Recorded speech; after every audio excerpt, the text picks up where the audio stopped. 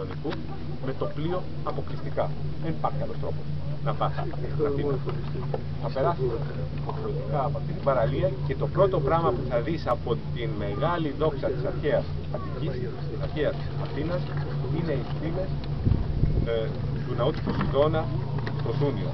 Αν διαβάσετε το ταξίδι στην Ανατολή του Λευκοτριζία που ταξιδεύει το 1911 και βέβαια με ένα πλοίο έρχεται και αυτό, περιγράφει τη συγκίνηση, την ταχυπαλμία που τον πιάνει όταν αντικρίζει για πρώτη φορά τις φύλλες της Πες και αισθάνεται ότι πια φτάνει στην Αθήνα.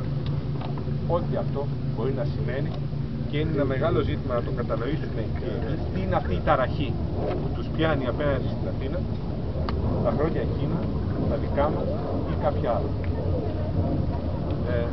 Όταν συμβαίνουν αυτά που σας έλεγα κάποια ώρα στο πούλμαν το δικό μας και νομίζω κάποια στιγμή όταν σταματήσαμε στη Βουλευμένη, όταν αρχίζει η μεγάλη επιχείρηση κατασκευής ενός πολιτιστικού παρελθόντος αξιοθέατου για νέες κατακτήσεις αναψυχής και νέες κατακτήσεις του ένδοξου ιστορικού μας παρελθόντος την δεκαετία του 50 με την καθοδήγηση του Καραμαλή.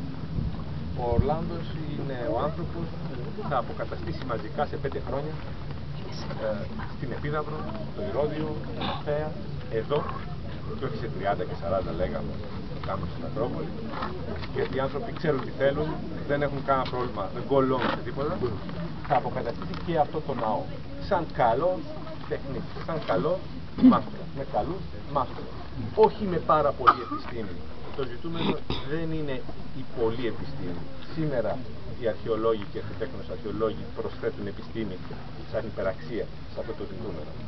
Ο Ορλάντος λοιπόν θα ξαναχτίσει ένα ναό, θα ξαναφτιάξει σπόνδυλους, θα ξαναφτιάξει συμπληρώματα, θα καρπώσει σίδερα, θα το στήσει όρθιο, θα το κάνει διπλάσιο από εκείνο που ήταν και θα κατασκευάσει τη σύγχρονη εικόνα του Σουνίου που έχουμε στα μάτια μας, εκείνη την εικόνα στην οποία οδηγεί αυτός ο δρόμος και μέσα σε μια προσθήκη ιδεολογική θα οδηγήσει όλη η διαδρομή τη δύση ενός ηλίου από ένα από τα ωραιότερα τοπία της Ελλάδας, η φαντασίωση ότι οι αρχαίοι ναοί φτιαχνόντουσαν όπως τα ξενία, τους απίθανους τόπους αυτού του τόπου, με την εξαιρετική μαγική αντίληψη του περιβάλλοντος. Πιθανόν να φτιαχνόντουσαν. Και μάλλον ναι, μπορεί και ναι, δεν μας το είπαν. Το σίγουρο είναι ότι κατασκευάζεται αυτό το νοσταλγικό προς την αρχαιότητα και ταυτόχρονα